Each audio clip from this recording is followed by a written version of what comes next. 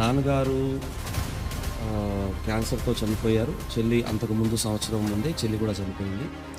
నాన్న లేని లోటు అర్థమై ఇక నాన్న లేనప్పుడు బ్రతకడం కూడా వృధా అనుకొని చనిపోదాం అనుకున్నాను. నీవు పాస్టర్వా, హీరోవా? ఎంతమంది ఉన్నా ప్రాణానికి తెగించిన వాడే నిజమైన సైనికుడు, సేవలోనైనా ప్రాణానికి తెగించిన వాడే సేవకుడు. వాక్యము మూలుగులోనికి వెళ్తూ ఉండగా ఆ వాక్యపు శక్తి యొక్క ప్రభావాన్ని నేను అనుభవించాను. పూర్తిగా సంపూర్ణ సేవకు వెళ్ళడం అంటే నాకు తెలుసు ఇక చావుకి సిద్ధపడి వెళ్ళడమే. ఒక సడన్గా వర్షం పడితే అప్పుడు అర్థమైంది ఆ ఇల్లంతా కురుస్తుంది. అంటే కనీసం నిలబడే చోటు ఒక్క చోట మాత్రమే నిలబడే చోటు ఉంటే మా బాబు 1.5 years అప్పుడు మేము సేవకి వెళ్ళినప్పుడు వాడిని ఎత్తుకొని గోడకు నిలబడ్డాం. ఉదయం వరకు తెల్లవారే వరకు అలాగే. ఏం సేవ అసలు? మరి వెళ్ళిపోదామని అనిపించలేదా? వెనక్కి వెళ్ళిపోదామని? ఆ ఫోటో చూసినప్పుడు నేనే 3 రోజులు ఏడ్చాను. థైరాయిడ్ ప్రాబ్లం ఉండింది పాస్టర్ గారికి. బాబు కింద పడిపోయాడు, తన బెడ్ మీద నుంచి కింద పడిపోయాడు, తన స్పృహ లేదు. నాకు గుర్తొచ్చింది అప్పుడు. డాక్టర్ అన్నాడు చనిపోయేనా ఉండాలి, కోమాలో కన్నా వెళ్ళి ఉండాలి. మరి నిజంగా బ్రతికే ఉందా లేదా అని ఆ మిడ్ నైట్ నేను అంటే ఈ గొంతులో వేలు పెట్టాను ఇక్కడ దాకా. ఒకవేళ బ్రతుకుంటే కొంచెం అన్న మూమెంట్ తెలుస్తుంది కదా, నా ప్రయత్నం నేను చేస్తున్నాను. ఇతనే నన్ను చంపుతాడు అన్నప్పుడు మీరు హాస్పిటల్ బయట ఉన్నారు. అప్పుడు నేను అక్కడికి వచ్చాను. కలిసి చేయవలసిన సేవ, తోడుంటవలసిన భార్యనే ఈ స్థితికి వెళ్ళినప్పుడు. మీది హైదరాబాద్ కదా, మీకు ఏదో ఒక సహాయం ఉంది అంటారు. హైదరాబాద్ నుంచి ఏ సహాయం నాకు లేదు. అవునవును, మీ తమ్ముడు కూడా అమెరికాలో ఉంటాడు కనుక డబ్బు పంపిస్తారని కొంతమంది అనుకుంటారు. అది మరి నిజమేనా? మీరు చాలా రోజుల తర్వాత ఒక రాత్రి ఫోన్ చేసి, అన్న బాబుకి పాలకు డబ్బులు లేవు అని నాకు ఫోన్ చేసినప్పుడు నా గుండె పగిలిపోయింది. మన ప్రభువును రక్షకుడైన యేసుక్రీస్తు నామములో మీ అందరికీ ప్రేమ వందనాలు తెలియజేస్తున్నాను. దేవుని బిడ్డలారా, మనం నమ్మిన దేవుడు నమ్మదగిన దేవుడు. ఏ పరిస్థితుల్లోనైనా ఆయన నమ్మిన బిడ్డల్ని చేయి విడిచిపెట్టేవాడు కాదు. ప్రాముఖ్యంగా ఆయన పిలిచిన సేవకులను ఎలాంటి పరిస్థితుల్లో నుండైనా ఆయన ఆదరించి బలపరిచి సేవలో రోషం కలిగినటువంటి సేవకులుగా నిలబెట్టగలడు అనే విషయాన్ని మరొక్కసారి ఆ సాక్ష్యాన్ని అందరి ముందుకు తీసుకురావాలని ఓ ప్రేరేపణ కలిగి ఈ ప్రోగ్రాం చేయడం జరుగుతుంది. నేను మరి దైవజనులు కలిసి ఒకే డిపార్ట్మెంట్లో కొన్ని సంవత్సరాలు డ్యూటీ చేశాం. ఆ రోజు మేము ఒక ఆత్మీయ సహవాసం కలిగి ఉన్నాం. అద్భుతంగా వారు మొదట రిజైన్ చేసి సేవకి వెళ్ళారు. ఆ తర్వాత నేను రావడం జరిగింది. వారు ఒక మంచి సేవలు కొనసాగుతూ, నేను సేవలు కొనసాగుతూ మరలా ఆత్మీయులుగా కలిసి ఆయన పొలంలో జత పనివారిగా పనిచేస్తున్న సంవత్సరాలుగా బ్రతకడానికి ప్రభు కృప అనుగ్రహించాడు. కనుక ఆ దైవజనుని మీకు పరిచయం చేయాలని నేను ఆశపడి ఈ ప్రోగ్రాం చేయడం జరుగుతుంది. దైవజనులు సతీష్ అబ్రహం గారికి ప్రభు పేరట వందనాలు. అయ్యగారు, నిజం వాక్యంలో ఉన్నట్లుగా దేవుడు వెర్రివారిని ఎన్నుకుంటాడు అన్న విషయం మన ఇద్దరి పట్ల అది వాస్తవం. దేనికి పనికిరాని మనల్ని ఆ దేవుడు ఉన్నతమైన ఆయన సేవకు పిలుచుకొని అనేక సంవత్సరాలుగా మనల్ని సేవలో ఆయన కృపలో నిలబెట్టినందుకు నిజంగా దేవుని నేను స్తుతిస్తున్నాను. అనేక మంది సేవకులు వారు పడుతున్న ఆ శ్రమ కష్టంలో ప్రభు విడిచిపెట్టాడేమో అనుకొని చాలామంది ఉన్నారు. నేను మిమ్మల్ని దగ్గర నుండి చూశాను కనుక మీరు సేవకి వెళ్ళిన 6 నెలలకే దాదాపుగా ఒక మరణావస్థకు వెళ్ళినట్లుగా మీరు మారిపోయారు. ఆ తర్వాత మరి సహోదరి కూడా దాదాపు మరణం అన్నట్లుగా వెళ్ళిపోయింది. ఇంకెన్నో అనుభవాలు, అవన్నిట్లో ప్రభు కృప తోడించి మిమ్మల్ని స్థిరపరిచి ఈరోజు 5 చోట్ల ఆరాధన జరగడానికి, 3 ప్రాంతాల్లో చక్కటి మందిరాలు కట్టడానికి ప్రభు కృప చూపాడు. ప్రాముఖ్యంగా ఎవరు వెళ్ళని చోట వెళ్ళి మీరు సేవ ప్రారంభించడం, ఈ విషయాలను కొన్ని నేను అందరికీ తెలియపరచాలని నాకు ఆలోచన, ఆశ కలిగింది, ప్రేరేపణ. అందుకే ఈరోజు ఈ కార్యక్రమం పెట్టడం జరిగింది. కనుక మీ పేరు, మీరు ఏ ప్రాంతంలో సేవ చేస్తున్నారు, మీరు ప్రభు దగ్గరికి రాకముందు మీ కుటుంబ నేపథ్యం ఏంటి, ఆ 2-3 విషయాలు పంచుకున్నాక మనం సేవ గురించి మాట్లాడదాం. Praise the Lord. మొదటిగా ఈ బ్రాడ్కాస్ట్ అరేంజ్ చేసిన దైవజనులు బెనరయ్య గారికి మా ప్రేమ వందన తెలియజేస్తున్నాం. చూస్తున్నా, వీక్షిస్తున్నా నా తోటి సహోదరులందరికీ ప్రత్యేక వందన తెలియజేస్తూ ఉన్నాను. ఈ దినం నిజంగా ఒక శ్రేష్టమైన దినం అని నేను భావిస్తూ ఉన్నాను. ప్రభు పరిచర్యకి అంటే మొదటిగా రక్షణ అనుభవాలని జ్ఞాపకం చేసుకుంటే అది ఒక గొప్ప అంటే యేసయ్య నన్నెందుకు ప్రేమించాడు, నన్నెందుకు పిలుచుకున్నాడు అనే ఒక ఆశ్చర్యమైన మాట మిగిలిపోతుంది. ఎందుకంటే యోగ్యత లేని ఎవరికి పనికిరాని నన్ను ఆయన ఎందుకు ఆకర్షించుకున్నాడో నాకు అర్థం కాలేదు. మీరు అంటే క్రైస్తవ కుటుంబం కాదు కదా? కాదండి, అన్య కుటుంబం నుండి. మా నాన్నగారి పేరు భిక్షపతి గౌడ్. అయితే ఆర్టీసీలో ఉద్యోగం చేసేవారు. నాన్నగారు క్యాన్సర్తో చనిపోయారు. చెల్లి అంతకుముందు సంవత్సరం ముందే చెల్లి కూడా చనిపోయింది. ఈ డిప్రెషన్లో ఉండగా అది సరిపోదన్నట్టుగా యవ్వన కాలంలో జరిగే తొందరపాట్లు అనేక సమస్యల వల్ల నాన్న ఉంటే బాగుండేది, ధైర్యంగా ఉండేది, ఎన్నిసార్లు పడ్డా నిలబెట్టగలిగిన వాడు తండ్రే కదా అని ఆలోచన బాగా కృంగదీసి నాన్న లేని లోటు అర్థమై ఇక నాన్న లేనప్పుడు బ్రతకడం కూడా వృధా అనుకొని చనిపోదాం అనుకున్నాను. నేను చనిపోదాం అనుకున్నప్పుడు ఆస్తిపాస్తులు ఏం తక్కువ లేవు, ఉద్యోగం ఉంది, అన్నీ ఉన్నాయి, కానీ నెమ్మది లేదు, తండ్రి ఉన్న ధైర్యం లేదు. ఆ సందర్భంలో అనుకోకుండా ఒక ప్రార్థనా కూడికలో కూర్చోవడం జరిగింది. పక్కింట్లో మా స్నేహితుడు ఉంటాడు. వాడిని చివరిగా కలిసి ఆ రోజు నేను సూసైడ్ చేసుకుందాం అనుకున్నాను. అది నా నిర్ణయం, ఆ రోజు చివరి నిర్ణయం. పక్కింట్లో అంటే మా ఫ్రెండ్ వాళ్ళ మమ్మీ వెళ్ళి పక్కింట్లో కూర్చుంది, క్యారల్స్ జరుగుతున్నాయి. నాకు ప్రార్థనా కూడికలు తెలియదు. మా ఫ్రెండ్ వాళ్ళ మమ్మీ ఆ ఇంటి తాళం చెవి ఇస్తుందని చెప్పి ఆ డోర్ దగ్గరికి వెళ్ళి ఆంటీ అని అడిగాను. ఆవిడ ప్రేయర్లో కూర్చున్నారు. ఇక పక్కన వాళ్ళు అన్నారు కూర్చో బాబు అని అంటే ఇక తప్పనిసరి కూర్చోవలసి వచ్చింది. అప్పుడు పాటలు పాడుతున్నారు, ఎక్కడో నాకు సంబంధించినవిగా అనిపిస్తూ ఉన్నాయి. తర్వాత వాక్యం చెబుతూ ఉన్నప్పుడు ఒక మాట ఆశ్చర్యంగా అనిపించింది. మొదటిసారిగా నేను దైవ వర్తమానం వింది కూడా అదే రోజు. అక్కడ వాక్యాన్ని అందిస్తున్న ఆంటీ గారు అన్నారు, అంటే వాక్యాన్ని చెబుతూ అన్నారు, తండ్రి విడిచినా నేను విడువను అని దేవుడు అన్నాడు అని. తండ్రి తప్ప ఇంకో లోకం తెలీదు, అంటే అంతగా ఎవరు ప్రేమించరు కదా. ఆ తండ్రి స్థానాన్ని భర్తీ చేయగలిగింది పరమ తండ్రి ఉన్నాడు అనే మాట, ఆయన ఆత్మలకు తండ్రి అనే మాట నన్ను ఆకర్షించింది. కొద్దిగా ఏదో ఆలోచింపజేసింది. తర్వాత ప్రార్థిస్తూ ఉన్నప్పుడు ఆంటీ గారు అన్నారు, ఈరోజు నువ్వు చనిపోదాం అనుకుంటున్నావు అన్నారు. నాకు అప్పుడు అర్థమైన విషయం ఏంటంటే యేసుక్రీస్తు హృదయ రహస్యములు ఎరిగినవాడు. ఎందుకంటే నేను చనిపోదాం అనుకుని నిర్ణయించుకున్న నిర్ణయం నాకు తప్ప వేరే వారికి ఎవరికి తెలియదు. అది గ్రహించిన అంటే సేవకురాలు ఆ మాట మాట్లాడడం నాకు ఆశ్చర్యం కలిగించింది. తండ్రి స్థానాన్ని దేవుడు తీసుకుంటాడు అనే వాక్యం నన్ను ఆదరించింది. ఆ రోజు నుంచి నేను క్రైస్తవ సహవాసంలో కొనసాగటం, తర్వాత ఆ కూడికలకు వెళ్ళటం, తెలియని ధైర్యం. ఏ ధైర్యం అయితే సిరి సంపదలు ఉన్నా, ఆస్తి ఉన్నా, ఉద్యోగం ఉన్నా లేదో, యేసయ్య మాటలో నాకు ఆ ధైర్యం వచ్చింది. మీరు పుట్టుక నుంచి క్రైస్తవ కుటుంబం కాదు, అన్యుల కుటుంబం నుండి ప్రభు రక్షించుకున్నాడు. రక్షించుకున్న తర్వాత మీరు ప్రభువుని వెంబడిస్తూ ఉన్నప్పుడు, అంటే నాకు మీరు పరిచయం అయినప్పుడు కూడా అప్పటికే మీరు సేవ చేయాలని, అప్పటికే మీరు సేవ అంటే ప్రారంభించి మీరు సేవలు కొనసాగున్నట్లు నాకు తెలుసు. మరి చాలామంది రక్షింపబడ్డ వాళ్ళు చాలామంది ఉంటారు, కానీ మీరు సేవ చేయాలనే ఆలోచన ఎట్లా కలిగింది మీకు? ఏది చూడకుండా నన్ను ప్రేమించిన ఆ ప్రేమని ఇంకా నేను తెలుసుకోవాలి యేసుక్రీస్తు వారి గురించి అని నేను బైబిల్ కాలేజ్ వెళ్ళాను. బైబిల్ కాలేజ్ వెళ్ళిన తర్వాత నేను బైబిల్ని క్రమంగా నేర్చుకుంటున్న దినాల్లో మరి ప్రభు కొరకు ఏదైనా చేయగలము, ఆయన అంటే ఒక పాట పాడేవారు ఆ దినాల్లో బైబిల్ కాలేజ్లో, ఆయన పేరే తెలియని ప్రజలు ఎందరో ఉన్నారు, మీలో ఎవరన్నా వెళుతారా, వెళుతానని చెప్పి వెనుతిరిగిన వారు చాలామంది ఉన్నారు, వెళ్ళగలిగితే వెళ్ళండి, లేకపోతే వెళ్ళేవారిని పంపించండి. అంటే ఈ ప్రేమ, నాకు దొరికిన ప్రేమ నిజంగా ఎక్కడికి ఆగిపోకూడదు.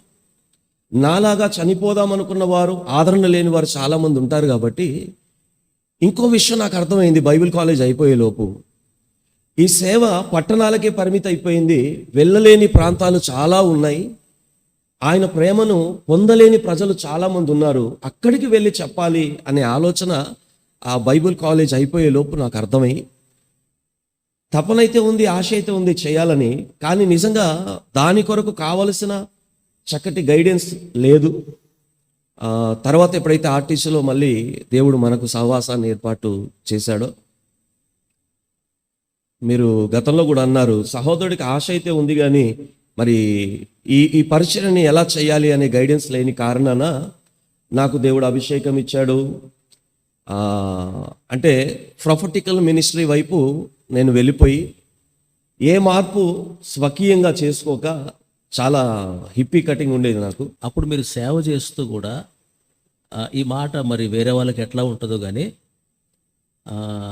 నీవు పాస్టర్వా హీరోవా అన్న రీతిలో మీరు ఉండేవారు.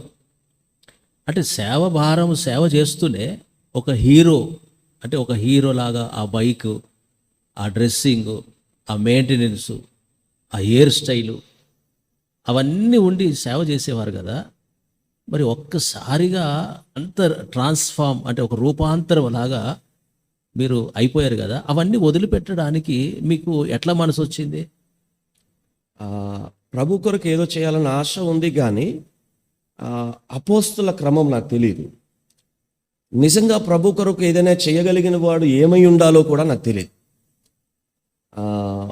వాక్య పరిచర్య చేయటం, సాక్ష్యం చెప్పటం, దేవుడు అభిషేకించాడు కాబట్టి అభిషేకాన్ని ఈ దినాల్లో ఫేమ్కి వాడుకుంటున్నట్టుగా నాకు అదే అర్థమైంది. నాకు అర్థమైన విషయం ఏంటంటే, స్వకీయ మార్పు ఏమీ లేదు, సజీవ యాగముగా మన దేహములు ఆయనకు సమర్పించవలసి ఉందన్న ఆలోచన కూడా లేదు. అప్పుడు చూస్తున్న ట్రెండ్నే ఫాలో అయిపోయి అలాగే చేయాలేమో అనుకొని అభిషేకాన్ని స్వకీయ ఘనత కొరకు వాడుకుంటూ, అంతవరకు సినిమాలు అన్నీ చూసిన వాడిని కనుక బయట కూడా నాకు తెలిసిన సహవాసం అలాగే ఉండేది, అంత స్టేజ్ షో లాగా ఉండేది. కానీ ఎప్పుడైతే హోసన్నా మినిస్ట్రీస్కి నేను అంతకుముందు సీటేజ్ చేశాను, నేను తర్వాత హోసన్నా మినిస్ట్రీస్ 2003లో మరి దైవజనులు బెనరయ్య గారి సలహా మేరకు మరి మా ఆత్మీయ సలహాదారులుగా ఆ చక్కటి మార్గాన్ని, అంటే అపోస్తుల బోధలో ఎట్టి సేవ ఉందో, దేవుడు ఇష్టపడే సేవ ఏంటో, ఒక సేవ చేసే వ్యక్తి ఏమై ఉండాలో ఆ క్రమం నేను హోసన్నా మినిస్ట్రీస్ వెళ్ళిన తర్వాత. ఏ సంవత్సరం? 2003. అప్పుడు ఏసన్న గారు ఉన్నారు. ఓకే, ధన్యులు మీరు. ఏసన్న గారు ఆ తరపీదు, ఆ క్లాసెస్ వాళ్ళని అటెండ్ చేయడం కదా. ఆరంభంలోనే ఏసన్న గారు తీసుకున్న చక్కటి క్లాస్ ద్వారా కూడా ఎంతమంది ఉన్నా సైన్యంలోనైనా ప్రాణానికి తెగించిన వాడే నిజమైన సైనికుడు, సేవలోనైనా ప్రాణానికి తెగించిన వాడే సేవకుడు అనే ఉపదేశము నుండి ప్రారంభించబడి. అద్భుతం. ప్రాణానికి తెగించిన వారే సైనికుడు, ప్రాణానికి తెగించిన వాడే సేవకుడు. నిజంగా యేసన్న గారు ఆ నినాదం, అంటే అది పట్టుకొనే అనార్పణంగా పోయబడ్డాడు. దేవుని మహాకృప, మీరు వెళ్ళిన మొదటి క్లాసులో ఆ మాట ఆయన చెప్పడం, అది మీ హృదయాన్ని తాకడం, చాలా ధన్యులు. చెప్పండి. ఉపదేశము అంటే, అభిషేకం అంటే ఒక స్థాయి వరకే నాకు తెలుసు, కానీ నేను చూసిన అభిషేక స్థాయి కాగడాలతో దేవుని దూత పట్టుకొని అభిషేకిస్తున్న స్థాయి అయితే, హోసన్నా మినిస్ట్రీస్లో నేను చూసిన అభిషేక స్థాయి ఎలాంటిదంటే మండుచున్న అగ్ని వంటిది, అగ్ని గుండం వంటిది. అక్కడ అగ్ని చేత కాల్చబడి ఒక మంచి సువర్ణముగా తయారు చేసి ఒక మంచి ప్రాంగణం అది. వెళ్ళినప్పుడు ఇబ్బంది పడ్డాను, నిలువు మోకాల అనుభవం లేదు, ఎక్కువ మోకాలు ప్రార్థనా జీవితం లేదు, క్రమమైన ప్రార్థన జీవితము లేదు. అంటే అంతకుముందే మీరు ఎంతో సేవలు సీనియర్, మీరు డ్యూటీ చేసేటప్పుడే మీరు సీనియర్, బీటీహెచ్, టీటీహెచ్ అవి సిటీహెచ్ చేశారు, అనేక మందిరాల వాక్యం బోధించారు. కానీ ఇప్పుడు మీరు చెప్పే మాట ఏంటంటే, నాకు మోకాళ్ళ అనుభవం లేదు, ప్రార్థన జీవితం లేదు అని కదా. అంటే కాలక్రమేణా అలవాట్లు మార్చేసి, పద్ధతులను మార్చేసి, ఎవరి సౌకర్యాన్ని వారు చూసుకుంటున్నారు కాబట్టి నిజంగా ప్రభుని సమీపించలేని చాలా విషయాలు బయట పరిచయలు వచ్చేసాయి. కానీ హోసన్నా మినిస్ట్రీస్ పోయిన తర్వాత నిజముగా ప్రభుని ఎలా సన్నుతించాలి, ఆయన సన్నిధిలో ఆయన సజీవ యాగముగా మన కొరకు అర్పించుకున్నప్పుడు మనము మన దేహములను కాపాడుకుంటూ ఆయన కోరిన పరిచర్యని చేయలేని పరిస్థితిలో ఉన్నామని చాలా విషయాలు అర్థమైనాయి. ఉపదేశం అండి, యవనస్తుల కొడుకులో రమేష్ అన్న మాట్లాడుతూ ఉండగా మొదటి వరుసలో నేను కూర్చున్నాను. ఈ వాక్యము కీళ్లను సైతము విభజించి లోపలికి వెళ్ళగలదు అనే విషయం మరి చెబుతుంటే వేరేగా ఉంటుంది, కానీ ఐ ఫీల్ ఇట్. నా బోన్స్ షేక్ అవడం నేను చూసాను. నా ఇన్నర్ బోన్స్ అంటే వాక్యము మూలుగులోనికి వెళ్తూ ఉండగా ఆ వాక్యపు శక్తి యొక్క ప్రభావాన్ని నేను అనుభవించాను. ఆరంభంలో చాలా డిగ్నిటీగా ఉండేవాడిని, నాకు తెలియని విషయాలు కాదన్నట్టుగా ఉండేవాడిని. అంటే నిజంగా దేవుడు ఒక మనిషిని దర్శిస్తే, నేను అన్నాను కదా హీరోనా లేకపోతే, నేను చాలాసార్లు కోప్పడేవాడిని. ఆశ ఉంది, సేవ చేయాలని ఆశ ఉంది, ఖర్చు పెడుతున్నాడు, కానీ ఒక సెలబ్రిటీ లాగా బ్రతికేవాడు, ఏ మాత్రం బట్టలు నలగకుండా. ఆ కాలంలో ₹3.50 ఉండేది ఇన్కమింగ్, అవుట్ గోయింగ్ ₹5. ఆ టైంలో దైవజనులు లగ్జరీ అనుభవిస్తూ ఆ ఫోన్ వాడుతుంటే నాకు అనిపించేది, అరే ఇంత ఆశ ఉంది, అసలు ఇంత డిగ్నిటీగా ఉండాలి, క్లాస్గా ఉండాలి అని అట్లాంటి ఆలోచన నిజంగా ఇప్పుడు నేను చూసినప్పుడు నిజంగా దేవుని ఎంతో మహిమపరుస్తా. చెప్పండి. Praise the lord. యాక్చువల్లీ నాకు తెలిసిన మినిస్ట్రీ అప్పటి వరకు స్టేజ్ షో అంటారు. బలిపీఠము ఉన్న చోట బలిపీఠమునే ఈ దినము స్టేజిగా మార్చేశారు, స్టేజ్ షోలు చేస్తున్నారు. అదే షోలో నేను ఉన్నాను. అప్పుడు అది నాకు తెలియదు. ఎప్పుడైతే హోసన్నా మినిస్ట్రీస్లో బలిపీఠము పెట్టబడిన బలి పశువులు అయిందో అప్పుడు అర్థమైంది చాలా విషయాలు ఉన్నాయి, ప్రభుని సమీపించలేని విషయాలు ఉన్నాయి, ఇదను నిజమైన పరిచర్య చేయలేని పరిస్థితులు కూడా ఉన్నాయి. ఆయన కోరుకున్న పరిచర్య ఎలాగూ చేయాలో, మరి ఇప్పుడు నేను ఫ్యాషన్ షో చేస్తే పల్లెటూరు వెళ్ళలేను. హోసన్నా మినిస్ట్రీకి వెళ్ళిన తర్వాత దైవజనుడు యేసన్న గారి మొదటి మాట, ప్రాణాలకు తెగించిన వాడే సైనికుడు, ప్రాణాలకు తెగించిన వాడే నిజమైన సేవకుడు అలా సంధించబడ్డారు. అభిషేకం అంటే అభిషేకంలో పరిపూర్ణత స్థాయిని మీరు అక్కడ అనుభవించారు. మూడోది, వాక్యం మూలుగులను విభజిస్తుంది అనేది అనుభవించారు. సవాల్ చేయబడ్డారు, హైదరాబాద్కి వచ్చారు, మళ్ళీ ఉద్యోగం కంటిన్యూ అవుతుంది. అయితే నాకు తెలిసి మీరు అంత రోషంగా వచ్చారు, కొంతకాలం మరలా మీరు ఉద్యోగం చేసినట్లుగా నాకు తెలుసు. కొంత డిలే అయింది. డిలే అయిన తర్వాత మరలా సేవకు వెళ్ళాలి అన్న ఆ ఆలోచన మరలా దేవుడు ఎలా దాన్ని మీకు కలగజేశాడు? అయితే అంతకుముందు నాకు తెలిసిన పరిచర్య ఏంటంటే ఉద్యోగాలు చేస్తూ చేసేయచ్చు, ఎలాన్నా చేయొచ్చు, అందరికీ సువార్తే కదా అందించేది అనుకున్నాను. కానీ హోసన్నా మినిస్ట్రీస్ వెళ్ళిన తర్వాత, పురిగొల్పబడిన తర్వాత అంత అంటే సంపూర్ణ సేవకు వెళ్ళడం అంత సులువైన విషయం కాదు. ఎందుకంటే అప్పటి వరకు ఉన్న సౌకర్యాలే కానీ పరిస్థితులన్నింటినీ విడిచిపెట్టి ఒక పల్లె ప్రాంతానికి వెళ్ళాలి అనే ఆశ అయితే ఉంది, కానీ ఆ సఫలత వైపులా వెళ్ళడానికి నాకు ధైర్యం సరిపోలేదు. ఆ తర్వాత నా వివాహం అయిన తర్వాత దాదాపుగా 5 సంవత్సరాలు ఒక సంఘంలో అసిస్టెంట్ పాస్టర్గా, సహకారుడిగా ఒక సాక్ష్యాన్ని పొందిన తర్వాత, ఎందుకంటే యవన కాలంలో జరిగిన తొందరపాట్లే కానీ ఏవన్నీ కానీ అలాగే పరిచయకు వెళ్ళకూడదు, ఒక సాక్ష్యాన్ని సంఘంలో పొందుకున్న తర్వాతే ఆ కాలం ఖచ్చితంగా సాక్ష్యం పొందుకోవాలి. కాబట్టి 5 సంవత్సరాలు సంఘంలో సాక్ష్యాన్ని పొందిన తర్వాత ఇక నేనేమనుకుంటున్నానంటే, సరే ఇలాగ సహకరిస్తున్నాం కదా, ఇలా పరిచర్య చేస్తున్నాం కదా, ఇక్కడికే సరిపెట్టుకుందామని అనుకుంటున్న దినాల్లో మళ్ళీ నాకు ప్రమోషన్ రావటం, నేను మళ్ళీ జీడిమెట్ల డిపోకి ప్రమోషన్లో వెళ్ళడం, అక్కడ మళ్ళీ దైవజనులు బెనరయ్య గారితో దేవుడు మళ్ళీ ఆ రిలేషన్ని మళ్ళీ ఏర్పాటు చేశారు. అప్పుడు తిరిగి ఇవన్నీ మళ్ళీ రివీల్ చేయబడినాయి. అంటే నా వివాహ దినాన నేను 5 సంవత్సరాల తర్వాత సేవకు వెళ్తానని తీర్మానం చేసుకున్నాం. అదే తీర్మానాన్ని జ్ఞాపకం చేసుకుంటూ ఉన్నాను, కానీ మరి సంపూర్ణ సేవ అంటే కొంచెం ధైర్యం సరిపోవట్లేదు. ఆశ అయితే ఉంది. అపోస్తల క్రమంలోనికి వచ్చాం, ప్రార్థనా జీవితం వచ్చింది, ఈ ఫ్యాషన్ అంతా పోయింది, ఉపదేశ క్రమాన్ని నేర్చుకున్నాం, అయినప్పటికీ పూర్తిగా సంపూర్ణ సేవకు వెళ్ళడం అంటే నాకు తెలుసు ఇక చావుకి సిద్ధపడి వెళ్ళడమే. ఎందుకంటే ఇది పట్టణ ప్రాంతం కాదు సులువుగా చేయడానికి. అక్కడ ఎవరు యాక్సెప్ట్ చేయరు, అంగీకరించరు. ఆహార కొదవ ఉంటుంది, ఆరోగ్యం సరిగ్గా ఉండదు. నేను పుట్టి పెరిగింది హైదరాబాదు, అందులో చాలా లగ్జరీస్గా జీవితాన్ని గడిపాను కాబట్టి ఒకేసారిగా ఈ పల్లెటూరు ప్రాంతానికి వెళ్ళిపోయి పరిచర్య చేయడం అనేది చాలా ఇబ్బందితో కూడుకున్న పరిస్థితి. అనే పరిస్థితుల్లో ఒక దినాన నేను మా మిసెస్ ఇదే తర్చనాపరచలో ఉన్నాం. ఎలాగా నా సమయం సమీపిస్తుంది. 2004లో నేను వివాహం చేసుకుంటే 2009లో సేవకి వెళ్ళాను. ఆ సమయం సమీపిస్తుంది కానీ ధైర్యం సరిపోవట్లేదు.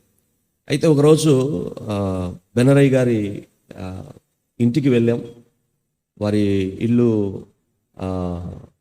బహు విశాలమైన గృహాన్ని దేవుడు హైదరాబాద్లో వారికి ఇచ్చారు. స్కూల్ ఉంది, దైవజనులు ఆర్టీసీలో ఉద్యోగం చేసేవారు, అక్క ప్రిన్సిపల్గా స్కూల్ నడిపించేవారు. వారు కూడా అవన్నీ త్యాగించుకొని ప్రభు సేవకు వచ్చారు. అయితే ఆ గృహంలో మేము వెళ్ళినప్పుడు దైవజనులు సాయిలన్న పాట ఒకటి వేశారు. అది మొదటిసారి నేను ఆ పాట చూడడం. పాట తుప్పు పట్టిపోవట కంటే అరిగిపోవట మేలు అనే. తుప్పు బట్టి పోవుట కంటే కరిగిపోతాయేసయ్య నీ చేతిలో, అరిగిపోతాయేసయ్య నీ సేవలో. అయితే దైవజనులు పరిచయం అయినప్పుడు తన హృదయంలో ఉన్న ఆ ఆశ మంట గ్రహించడానికి దేవుడు కృప చూపాడు. ఎంతో కష్టపడి అన్ని వదులుకున్నాడు. అక్కడ ఓసన మినిస్ట్రీలు అన్నీ నేర్చుకొని వచ్చాడు. అయితే డిలే చేస్తూ ఉన్నాడు చాలా. అప్పుడు సడన్గా ఇంటికి వచ్చినప్పుడు మేము కొన్ని విషయాలు మాట్లాడిన తర్వాత తాను చెప్పినట్లే నేను ఆ పాట పెట్టా. ఆ పాట నేను ఎప్పటి నుంచో వింటా ఉన్నా. దైవజనులు సాయిలన్న గారి పాట, అద్భుతమైన దైవజనుడు. ఆ పాట నేను ఎన్నోసార్లు విన్నా. ఆ పాట పెట్టి నేను వెళ్ళిపోయా. అప్పుడు వీళ్ళిద్దరే కూర్చొని చూస్తూ ఉన్నారు. చెప్పాడు. ఆ పాట చూస్తూ ఉండగా అరిగిపోతా ఏసయ్యా, కరిగిపోతా ఏసయ్యా అని అంటూ ఉంటే, అంటే నేను సహజంగా అప్పటి వరకు నేను విన్న విషయాలు ఏంటంటే, పల్లెటూరు పరిచర్య అంటే ఏదో ఆధారం లేకుండా వెళ్ళడం సాధ్యపడే విషయం కాదు. ఏదన్నా సహకారము, సపోర్ట్స్ ఉండాలి. ఏది లేకుండా చేసే పరిచర్య అసలు కానే కాదు. నాతో మాట్లాడిన కొంతమంది దైవజనులు కూడా, ఆత్మీయంగా ఉన్నవారు కూడా కొంతమంది సలహా ఇచ్చారు. ఏంటంటే అది ఆత్మీయ సలహా అనుకున్నాను కానీ వాస్తవికత వేరు. ఏమనంటే ఇక్కడ ఉన్నప్పుడే అక్కడికి వెళ్ళి పల్లెటూరులో స్టార్ట్ చేయాలి. సంఘం అయిన తర్వాత అప్పుడు ఉద్యోగం వదిలిపెడితే బాగుంటుంది. ఎందుకంటే ఏమి లేకపోతే మీరు ఉద్యోగం వదిలిపెట్టి వెళ్తే ఎలా ఉంటారు, ఎలా మీ పోషణ ఎలాగా, మీ పరిస్థితి ఎలాగా. ఈరోజు చాలామంది నన్ను అడుగుతూ ఉంటారు. అట్లాగే నేను ఏదైనా చెప్తే లేదన్నా మీకు ఏదో సపోర్ట్ ఉందంటారు. వాస్తవంగా నేను సేవకి లేట్ అవ్వడానికి గల కారణం కూడా అదే. నేను వెళ్ళేటప్పుడు ఎలా వెళ్ళాలనుకున్నానంటే, ఒక చర్చ్ కట్టగలిగిన సామర్థ్యం నా దగ్గర ఉండాలి, సౌండ్ సిస్టమ్ తీసుకోవాలి, వాహనాలు తీసుకోవాలి. ఇవన్నీ తీసుకొని తర్వాత నేను సేవకి వెళ్తాను అనుకున్నాను. అదొకటి నా మైండ్లో ఉండిపోయింది అనమాట. కానీ సాయిలన్న పాట ఎప్పుడైతే విన్నానో, తుప్పి పట్టిపోవట కంటే అరిగిపోవటం మేలు, అరిగిపోతా నీ సేవలో వేసాయి అంటే అప్పటికే తుప్పు పట్టు స్టార్ట్ అయింది. ఇక నేను ఎప్పుడు చర్చ్ కట్టే డబ్బు సంపాదించుకోవాలి, ఎప్పుడు వాహనాలు సంపాదించుకోవాలి, ఎప్పుడు ఇవన్నీ నేను కూడబెట్టుకొని వెళ్ళాలి. లేదు ఎక్కడో జాప్యం జరుగుతుంది. నిజంగా అంటే ఒక బలి పశువుగా బలిపీఠం మీద పెట్టబడడం అంటే ఎంత టఫో నాకు తెలుసు. చావుకి ఎదురెళ్తేనే సేవ. దైవజనులు యేసన్న గారి ద్వారా ప్రాణాలకు తెగిస్తేనే అనే మాట, బలిపీఠం అనే మాట, బలి పశువు అనే మాట, అదంతా మీరు అక్కడ నేర్చుకున్నారు. అదే ఉద్దేశంతో వచ్చారు. అయితే ఆ స్థాయి వరకు అంటే రాలేని కొంతమంది సేవకులు పాపం, అంటే వాళ్ళకున్న స్థితిని బట్టి మీకు ఇచ్చిన ఆలోచన ఏంటి, ఇక్కడ ఏదన్నా సోర్స్ ఉంటే అప్పుడు మీరు అక్కడికి వెళ్ళి సేవ చేయండి అని. అంటే వారి స్థాయిని బట్టి వాళ్ళు ఇచ్చారు. అయితే అది మీలో ఉన్న ఆ తృష్ణను కొంత ఆపింది, డిలే అయింది. కానీ ఎప్పుడైతే ఈ పాట విన్నారో, ఈ పాట వాళ్ళు చెప్పిన ఆలోచనలన్నీ కొట్టేసింది. ఆమేన్. ఎస్. అంటే ఒక దైవజనుని ఉన్న హృదయంలో ఉండొచ్చిన ఆ పాట ఎస్. ఇంతమంది ఆపిన మిమ్మల్ని అలా ప్రోత్సహించింది. ఎస్. అప్పుడు మీరు వెళ్ళడానికి ఇష్టపడ్డారు, పల్లెటూరుకి వెళ్ళారు అని తెలుసు. అయితే ఒకటి అయ్యగారు ఏంటంటే, హైదరాబాద్లోనే మీరు సేవ స్టార్ట్ చేస్తే ఇప్పటికి చాలా మంచి పొజిషన్కి వచ్చేవారు కదా. సాధారణంగా అందరూ కూడా బంధువుల మధ్య, తెలిసిన వాళ్ళ మధ్య సేవ చేయాలనుకుంటారు, ఇలాగనే భయపడి, అంటే అలా. కానీ మీరు మాత్రం ఎక్కడో పల్లెటూరు, నల్గొండ జిల్లా అప్పుడు అది, ఇప్పుడు సూర్యాపేట జిల్లా కరక్కాయలగూడెంకి వెళ్ళారు. అక్కడికే వెళ్ళాలి, ఆ పల్లెటూరుకి వెళ్ళాలి అనే ఒక ఆలోచన మీకు ఎట్లా కలిగింది? అయితే ఇప్పటికే కాలయాపన చేశాను కాబట్టి ఇక దేవుడిని నేను ఎక్కువ అడగదలుచుకోలేదు. కానీ ఆయన చిత్తానుసారంగా పరిచర్యకు వెళ్ళాలి కాబట్టి 2 విషయాలు ప్రభుని అడుగుతూ ఉపవాసం ఉన్నాం. ఏంటి అంటే, ఒకటి, నేరుగా ఏదైనా పేరు చూపిస్తే ప్రభువా నేను ఆ ప్రాంతానికి వెళ్ళిపోతాను, లేదా ఏ వ్యక్తి అయినా ఒక ఆతృత కలిగి నా ఎదురుకొచ్చి అయ్యా ఈ ప్రాంతంలో సేవ లేదు అని చెప్తే చాలు, అది మీ పిలుపుగా నేను భావిస్తానని ఈ 2 మాటలు ప్రార్థనాపూర్వకంగా ఉంటూ ఉండగా ఒక వ్యక్తి వచ్చాడు. నేను ఏ సంఘానికి అయితే వెళ్తున్నానో ఆ సంఘంలో ఒక బ్రదర్ 2 రోజులుగా ఆయన నిద్ర పట్టట్లేదట, ఎదురొచ్చాడు. వచ్చి, అయ్యా నేను మా ప్రాంతాల్లో పరిచర్యలు లేవు,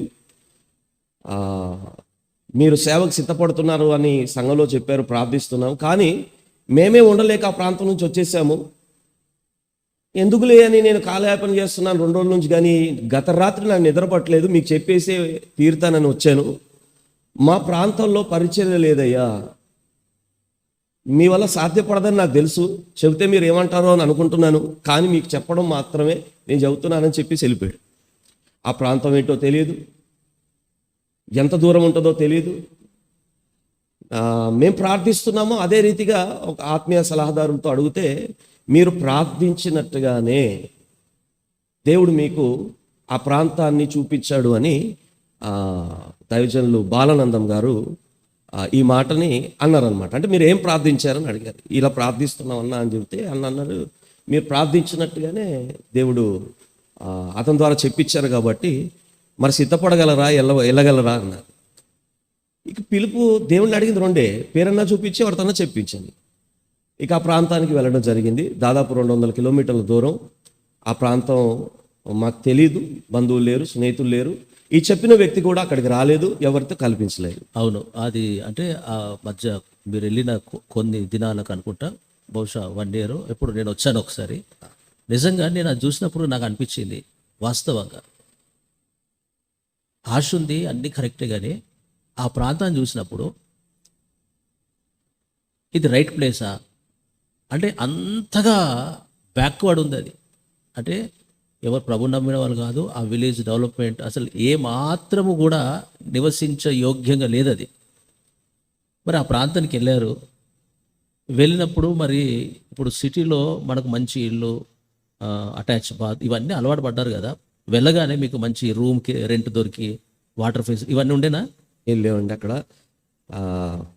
అసలు అంటే డ్రింకింగ్ వాటర్ కూడా లేని గ్రామము, రోడ్లు లేవు, కరెంటు కూడా సరిగ్గా ఉండేది కాదు. అయితే కనీసం డ్రింకింగ్ వాటర్ ఎట్లా అంటే బోర్ వాటర్ ఉండేది, హ్యాండ్ బోర్ ఉండేది, అది కొంచెం సాల్టీగానే ఉంటుంది. మనం ఏమాత్రం కొంచెం కూడా వాటర్ డిఫరెన్స్ ఉంటే మనం అంటే తాగలేం కదా. అంటే పుట్టినప్పటి నుంచి ఈ మాంజిరా కానీ ఇక్కడ ఫిల్టర్ వాటర్స్గా తాగాం, కానీ అక్కడికి వెళ్ళినప్పుడు కనీసం వాటర్ కూడా లేని పరిస్థితి. 4 kilometers వెళ్ళి తీసుకురావాలి. ఇక ఇల్లు ఎలాంటి గృహం అంటే ఎంక్వైరీ చేస్తే దాదాపుగా ఎవరు రెంట్కి ఇవ్వడానికి కట్టరు. అయితే ఒక ఫ్యామిలీ అన్నదమ్ములు హైదరాబాద్ వచ్చేసారంట. అన్నదమ్ములు అన్న ఉంటేనేమో అన్న కొడుకు చనిపోయాడు, ఆయన కీడనిపించి ఆయన ఇల్లుని వదిలిపెట్టేశాడు. తమ్ముడు ఉందామని ట్రై చేశాడు, తమ్ముడికి కాలుకి యాక్సిడెంట్ అయింది. అతను కూడా నాకు ఇల్లు వచ్చి రాలేదు, బాగా ఇందులో చేతబోళ్ళు చేస్తున్నారు, ఇదంతా బాగాలేదు, మాకు కుదరట్లేదు ఇదని ఆ ఇంటికి లాక్ చేసేసి దాదాపు చాలా సంవత్సరాలు అయిపోయింది. మరి నేను ఎంక్వైరీ అడుగుతుండగా ఒక ఆయన అన్నాడు, మరి ప్రార్థన అంటున్నారు, మీ ప్రార్థన వాళ్ళకి ఈ భయాలు ఏమి ఉండవు కదా, మరి వాళ్ళేమో చేతపడులు చేశారు, మాకు కుదరలేదు, ఇల్లు పనికిరాదు అని వెళ్ళిపోయారు, మరి నీకు ఓకేనా అన్నాడు. మన విశ్వాసానికి అదే పరీక్ష. వాస్తవంగా మనకు ఆ నమ్మకాలు ఏవి లేవు కాబట్టి, అయ్యా సంతోషం, మా కొరకే ఇది ఏర్పాటు దేవుడు చేసినట్టున్నాడు, మేము ఉంటాము అని అంటే 1 సంవత్సరం వరకు మీకు రెంట్ లేకుండా దీంట్లో ఉండొచ్చు అని అన్నారు. అందులో ఉన్నాం. ఫ్లోరింగ్ ఏది ఉండదు, వాటర్ ఫెసిలిటీ లేదు, వాష్రూమ్స్ లేవు. ఒక సడన్గా వర్షం పడితే అప్పుడు అర్థమైంది ఆ ఇల్లంతా కురుస్తుందని. అంటే కనీసం నిలబడే చోటు ఒక్క చోట మాత్రమే నిలబడే చోటు ఉంటే, మా బాబు 1.5 year అప్పుడు మేము సేవకి వెళ్ళినప్పుడు వాడిని ఎత్తుకొని గోడకు నిలబడ్డాం. ఉదయం వరకు తెల్లవారే వరకు అలాగే నిలబడి పోగానే ఇలాంటి ఇల్లు దొరకడం, ఆ వర్షానికి ఆ బాబుని ఎత్తుకొని అలా ఉండడం, ఏం సేవ అసలు. మరి వెళ్ళిపోదామని అనిపించలేదా? వెనక్కి వెళ్ళిపోదామని? లేదు, అనిపించలేదు. ఇంకో విషయం నేను అడుగుదామని మర్చిపోయాను నేను. సరే, మీరంటే ట్రైనింగ్ చేశారు, సహవాసం అట్లా దేవుడు ఇది చేశాడు. మ్యారేజ్ అయిన తర్వాత మరి సిస్టర్ కూడా పల్లెటూరుకి రావడానికి ఎట్లా అంగీకరించింది? ఆవిడ నేను చెప్పినందుకు రాలేదు. ఆవిడకు ఒక విషయం బాగా అర్థమైంది. మీకు ఒక నిశ్చయిత ఉంది కానీ నాకు కూడా నిశ్చయిత కావాలని ప్రత్యేకంగా తను ఉపవాస ప్రార్థన చేసి నాకంటే ముందే రిజైన్ చేసింది. ఆశ్చర్యం ఏంటంటే తను చేయనంది. వారి కుటుంబీకులు అంటే అన్న, వారి తల్లిగారు వారు సలహా మేరకు, వాళ్ళ అన్న సలహా మేరకు కనీసం ఒక్కలన్నా జాబ్ చేయాలి, ఇద్దరు వదిలిపెట్టి వెళ్ళిపోతే ఎలాగా అని వాళ్ళ అన్నయ్య సలహా మేరకు ఆవిడ నేను రానులే అంది. కానీ రిజైన్ అంటే నాకు గుర్తుకొచ్చింది. ఆశ్చర్యం ఏంటంటే, దేవునితో చక్కగా అంటే దేవుల్లో మేము సహవాసంగా ఉండేవారివి. ఆ 40 days ఏదో ఫాస్టింగ్ ఉండి వీళ్ళు ఏదో నిర్ణయం తీసుకున్నారు. సడన్గా నేను డ్యూటీలో ఉన్నాను. నా దగ్గరకు వచ్చి, అన్న మేము డిసైడ్ అయిపోయినాము, దేవుడు చెప్పాడు మాకు కరక్కాయలగూడెం అని. అంటే నేను కరక్కాయలగూడెం ఎక్కడుంది అది అంటే మాకు తెలియదు, దేవుడు పిలిచాడు, అది నల్గొండ జిల్లా అట అని చెప్పి, అవునా అంటే నేను రిజైన్ చేయాలి అన్నాడు. అంటే సరే నీ ఇష్టం అన్న, కొద్దిగా రిజైన్ లెటర్ రాయండి అని అన్నాను. నాకు సంతోషించాలో ఏడవాలో బాధపడాలో అర్థం కాలేదు. ఒకవేళ ఇది ఉద్రేకపూర్వకమైనటువంటి నిర్ణయం అయితే, యవనస్తులు, చిన్న బాబు, నేను చెప్పాను కదా గతంలో ఏమాత్రము కష్టానికి ఓర్చుకునే వ్యక్తులు కాదు, చాలా హైఫైగా బ్రతకాలి, డిగ్నిటీ ఆ టైం బ్రతికేవాళ్ళు. వెళ్తే ఉండగలుగుతారా లేదా? రెండోది, ఆ రిజైన్ చేస్తే ఒకవేళ మళ్ళీ వీళ్ళు వెనక్కి వస్తే లైఫ్ ఎట్లా? మూడవది, వీళ్ళ మమ్మీ వాళ్ళు కానీ, సిస్టర్ వాళ్ళ మమ్మీ వాళ్ళు కానీ, ఈయన వల్లనే రిజైన్ చేశాడు, ఇలాగ అయిందంటే ఎట్లా అని ఇన్ని రకాల ఆలోచన నన్ను వెంటాడినాయి.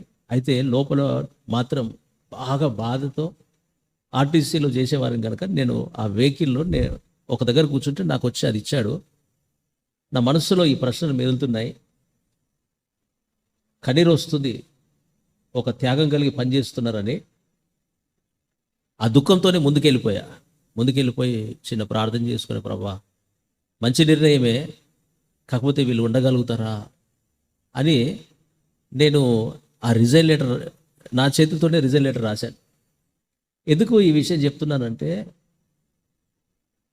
కనిన వినిన సంగతులు దేనిని తాకి చూసామో, అపోస్తులు అంటారు, దేన్ని తాకి చూసామో అది మీకు చెప్తున్నామని. ఈరోజు దైవజనుడు నేను ఒక డిపార్ట్మెంట్లో కొన్ని సంవత్సరాలు కలిసి పనిచేశాం. చాలా ఒక లావిష్గా ఉండే వ్యక్తి, ఫ్యాషన్గా ఉండే వ్యక్తి. అలాంటి వ్యక్తి ప్రభు సేవకు అప్పగించుకొని ఆ సేవలో ఆయన పడిన ఆ కష్టాలు కానీ, దేవుని కృప అతను నిలబెట్టిన విధానం నేను దగ్గరుండి తడిమి చూశాను కనుక చాలాసార్లు సేవకులుగా మీ జీవితాల్లో అయ్యో ప్రభు నన్ను బాగు చేస్తాడా, దీవిస్తాడా, నా సేవ నిలబడుతుందా అని చాలామంది బాధపడుతుంటారు. అందుకే ఈ సజీవ సాక్ష్యం, ఈ సేవ విషయం మీకు తెలియపరచాలని నా హృదయంలో ఒక ఆశ కలిగింది. తన రిజైన్ లెటర్ నేనే రాసి తన చేతికిచ్చా. అది తీసుకొని వెళ్ళి ఆఫీసర్కి ఇస్తే ఆఫీసర్ నేను యాక్సెప్ట్ చేయను, నువ్వు ఒకవేళ ఉద్రేకంతో చేస్తున్నావేమో అని తర్వాత వాళ్ళ మిస్సెస్ని కూడా పిలిపించి కదండి అవునండి. పిలిపించి అప్పుడు దాన్ని ఓకే చేశాడు. ఈ మాట ఎందుకు చెప్తున్నానంటే 2009 మీరు అవును. 2009లో ఒక గవర్నమెంట్ జాబ్ను వదిలిపెట్టి కరక్కాయలగూడెం అని ఒక ప్రాంతానికి వెళ్తే ఎన్నో మరణకరమైన పరిస్థితులు, అవి కూడా అడుగుతాను మీకు, అవన్నీ దాటించి దేవుడు ఈరోజు దేవుని మహిమపరిచేటట్టు ఒక మంచి స్థితిలో ప్రభు దైవజనుని సేవను ప్రభు నిలబెట్టాడు. కనుక మీరు చివరి వరకు చూసి మీరు ధైర్యంగా ప్రభు పని చేయాలి, ప్రభు మీద ఆధారపడాలి అనే ఒక ఆశ నేను కలిగి ఉన్నాను. అయితే అయ్యగారు మీరు వెళ్ళిన తర్వాత ఆ 6 monthsకే మీరు చూస్తున్నారు అనుకుంటా ఆ ఇమేజ్, ఒక భయంకరంగా మీరు బోన్స్కే చర్మం పెట్టినట్లుగా అంతగా అయిపోయారు కదా. అప్పుడు మీ స్థితిని అద్దంలో చూసుకున్నారా? అంటే ఇంతగా ఘోరంగా అయిపోయాను అనే విషయం మీరు ఏమైనా జ్ఞాపకం వచ్చిందా, లేకపోతే ఎలా అంత సంతోషంగా ముందుకెళ్ళగలిగారు? ఆశ్చర్యం ఏంటంటే వాస్తవంగా దేవుని ప్రేమ కప్పి ఉంచిన కారణాన ఆ బాధ తెలియలేదేమో. ఆ ఇమేజ్ ఎప్పుడైతే నిజంగానే 6 నెలలకు అట్లా అయిపోయిన సంగతి కూడా మాకు కూడా తెలియదు. దాదాపు కొద్ది రోజుల అంటే 3 సంవత్సరాల క్రితమే మా బంధువు ఒకరి దగ్గర ఆ ఫోటో దొరికింది. వాళ్ళు ఎప్పుడో వచ్చినప్పుడు తీశారంట. ఆ ఫోటో చూసినప్పుడు నేనే 3 రోజులు ఏడ్చాను. ఎందుకు అంటే అసలు ఇలాంటి పరిస్థితి నాకు వచ్చిందా, వస్తే నేను ఎందుకు ఉండగలిగాను అక్కడ? ఏమంటే సూర్యాపేట ప్రాంతానికి వెళ్ళడానికి ఎంత సమయమో వద్దనుకుంటే అంత సమయంలో వచ్చేయచ్చు. హైదరాబాదులో అందరూ బ్రతకొచ్చు, ఉద్యోగం ఉండాలని ఏం లేదు. మరి నాకు ఎందుకు తెలియలేదు? వాస్తవమైన విషయం ఏంటంటే ఒక చంటి పిల్లవాడు తల్లి ఒడిలో ఉన్నప్పుడు ఏ విషయం ఎలా తెలియదో బహుశా ఆయన ప్రేమ అలా మమ్మల్ని కప్పిపెట్టిందేమో. చూసేవారికి అనిపిస్తుంది ఇలా అయిపోయారని, కానీ మాకు అది తెలియలేదు. ఆయన ప్రేమ ఆదరించింది అనే విషయమే నాకు ఎక్కువ బాధ అనిపించింది. ఎందుకంటే దేవుడు ఇలా తెలియకుండా ఆ కఠినమైన పరిస్థితుల్లో కూడా ఆయన అలా నడిపించగలడా అని నాకే నా ఇమేజ్ చూసి ఆశ్చర్యం వేసింది. ఆయన నిజంగా కృపగల దేవుడు, మన నమ్మదగిన దేవుడు, నమ్మిన దేవుడు చెయ్యి విడవడు అనడానికి మా జీవితాన్ని వెనక్కి తిరిగి చూసి నాకే ఆశ్చర్యం వేస్తుంది. హైదరాబాద్లో ఉన్నప్పుడు మీకు 4,000 రూపీస్ శాలరీ వస్తే మీరు వాడే వెహికల్కి, ఆ బైక్కి నాకు తెలిసి 4,000 కంటే ఎక్కువ అయ్యేది. అంటే అంత సుఖము, ఆ ఫ్యాషను. మరి ఇలాంటి మీరు వెళ్ళేటప్పుడు అక్కడ ఏ బైక్ తీసుకెళ్లారు? ఏదైనా 4-wheeler తీసుకెళ్ళి సేవ చేశారా? అంటే ఎందుకంటే ఈరోజు ఎవరైనా కానీ సేవా దర్శనం ఉంది అంటున్నారు. సరే, సేవా దర్శనం ఉంటే మరి ఇలా సేవ మరి ఇక్కడ ప్రాంతంలో ఉంది, మరి సేవ చేస్తారంటే వాళ్ళు అడిగే మాట ఏంటంటే మరి బైక్ ఇస్తారా వెళ్ళడానికి? మా పిల్లలకి మరి స్కూల్ ఫీజు మీరు కడతారా? మా పోషణకు మీరు ఏమైనా గ్యారెంటీ ఇస్తారా అని అడుగుతున్నారు. ఇప్పటికీ చాలామంది నన్ను కూడా అడిగారు. అంటే పాపం వాళ్ళ పరిస్థితులు అడిగారేమో, కానీ అలాంటి పరిస్థితుల్లో మీరు వెళ్ళేటప్పుడు పిల్లలకు స్కూలు ఫీజు ఎట్లా? మరి ఇక్కడ బైక్లో తిరిగారు, మరి అక్కడ బైక్ తీసుకెళ్లారా? ఏ బైక్ తీసుకెళ్లారు? మీరు ఎట్లా సేవ ప్రారంభించారు అక్కడ? సేవ ప్రారంభానికి మేము వెళ్ళినప్పుడు నెల సరుకులు తీసుకెళ్ళాం. నెల సరుకులు అన్నాను అంటే ఖచ్చితంగా నెలలో అయిపోతాయి. తర్వాత వాహనాలు నేను ఇక్కడ ఉన్నప్పుడు దైవజనులు చెప్పినట్టు మంచి నూతనమైన వాహనాలు, షోరూమ్ వెహికల్సే 3 వాడాను. ఏ చిన్న పనైనా బైక్ మీద వెళ్ళే పరిస్థితి. కానీ ప్రభు ఆ చోటికి వెళ్ళినప్పుడు వాటిని అనుమతించలేదు. ఎలాగంటే నేను తీసుకున్న వెహికల్, అప్పుడు ఒక వెహికల్ 2-wheeler ఉంది కొత్తది, అప్పుడే మార్చాను. దాని ఈఎంఐస్ పెండింగ్ ఉన్నాయి. ప్రభు పిలిచిన సమయం వచ్చింది కాబట్టి అవన్నీ ఒకేసారి క్లోజ్ చేసుకొని వెళ్ళిపోయాం. నా దగ్గర 5,000 రూపాయలు తీసుకొని వెళ్ళాను. అక్కడికి వెళ్ళిన తర్వాత 3,500తో ఒక సైకిల్ కొనుక్కున్నా. అయితే అది కొనుక్కోకముందు ఒక సంగతి జరిగింది. నిజమే, వాస్తవమే. మరి అన్ని సౌకర్యాలు ఉండాలి అని కోరుకున్నట్టుగానే నాకు ఒక ఆలోచన ఉండింది. కానీ నేను వెళ్ళినప్పుడు ఒక సేవకుని చూశాను. ఆ సేవకుడు తుప్పు పట్టిన సైకిల్ మీద విత్ ఇన్ ద డేసే దేవుడు ఆయన చూపించాడు నాకు. తుప్పు పట్టిన సైకిల్ మీద 30 కిలోమీటర్లు ఇద్దరు వెళ్తున్నారు. ఇద్దరు సేవకుడు సేవకునితో సహకారుడు. నేను అన్నాను, అయ్యా మరి మీరు అక్కడ దాకా వెళ్తున్నారు, అక్కడ ఎంతమంది ఉంటారు అన్న. ఉంటే ఒకరు ఉండొచ్చు, లేకపోతే నలుగురు ఉండొచ్చు. అంటే ఆ నలుగురు కోసం ఒక్కరి కోసం 30 కిలోమీటర్లు ఈ తుప్పు పట్టిన సైకిల్ మీద వెళ్తున్నారా అన్న. ఆ సేవకుడు అన్నాడు, ఒక్క ఆత్మైన విలువైంది అన్నాడు. ఆ మాట నన్ను ఆకర్షించింది. అప్పటికి ఈ కొత్త సైకిల్ కొన్నాను కానీ సైకిలే కదా అనిపిస్తుంది. అతను చూసిన తర్వాత అనిపించింది, అంత కష్టపడి ఊరూరా తిరిగే ఆ సేవకుడికి పాత సైకిల్ ఉంటే ఒకే ఊరిలో ఎటు వెళ్ళే పని లేని నాకు కొత్త సైకిల్ ఇచ్చాడుగా దేవుడు అని అలాగున సంతృప్తి చెంది, నిజంగా అది నాకు ఎక్కువే. వాస్తవంగా వాహనాలు దేనికంటే ఒక ఊరికి సేవకు దేవుడు పిలిస్తే ఆ ఊరిలో తిరగడానికి బండి ఎందుకు? ఇప్పుడు బండికి పెట్రోల్ కావాలి, మెయింటెనెన్స్ కావాలి, దీనికోసం ఇంకొక సహాయం అడగాలి. ఏదీ లేకుండా చక్కగా ఊరూరా కరపత్రాలు పట్టుకుని వాక్యం చెబుతూ యేసయ్య ప్రేమను వారికి తెలియజేస్తూ యేసుక్రీస్తు రక్షణ సువార్తను ప్రకటించడానికి బండి, పెట్రోలు, వాహనాలు, సౌకర్యాలు ఏమీ అవసరం లేదు. అది నా సేవ జీవితంలో నేను చూశాను. నా యేసయ్య ప్రేమను తెలియజేయడానికి ఇవన్నీ అవసరం లేదు. అలాగే సేవను ప్రారంభించాం. దేవుడి మహాకృపను బట్టి నాకెప్పుడు కూడా కొదవ అనిపించలేదు. అంటే ప్రభు నాకంటే ఆశ కలిగిన వారిని చూపించాడు కాబట్టి వారిని చూసినప్పుడు నేను చాలా బెటరే అని నాకు అనిపించింది. అలాగున పరిచర్య చేయడానికి దేవుడు కృపనిచ్చాడు. అంటే ఒక్క దైవజనుడు మాదిరిగా ఉంటే ఇలాంటి సేవకుల్ని ప్రభావితం చేస్తాడు అన్న విషయం వాస్తవం. ఇప్పుడు ఇన్ని ఆలోచనతో వెళ్ళిన తర్వాత కళ్ళ ముందు ఒక దైవజనుడు రోషం కలిగి ఒక్క ఆత్మ కొరకైనా సరే ఇంత కష్టపడి వెళ్ళాలి అన్న మాట అది చూసినప్పుడు మీకు కూడా ధైర్యం కలిగి మీరు సేవ ప్రారంభించారు అక్కడ. అయితే ప్రారంభంలో సైకిల్ మీదనే గ్రామాలకు దాదాపుగా ఎన్ని గ్రామాలు వెళ్ళుంటారు? చుట్టుపక్కల చాలా గ్రామాలు సువార్త చేశాం. మా పరిచర్య సైకిల్ ద్వారానే రెండో పరిచర్య కూడా ప్రారంభమైంది. 3 కిలోమీటర్ల అవతల ఉంటుంది. ఆ సైకిల్ మీదనే అంటే ఒక్కరు వెళ్ళేవారా లేకపోతే సిస్టర్ కూడా ఎక్కించుకొని వెళ్ళిన అనుభవాలు ఉన్నాయా? ఫ్యామిలీగా వెళ్ళేవాడిని. ఓకే.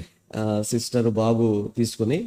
అయితే ఆరంభ దినాల్లో మా పాస్టర్ గారు నా టిఫిన్ కట్టించేది. ఇంకో ఊరు వెళ్ళడానికి 4 ఇడ్లీలు తీసుకెళ్ళేవాడిని.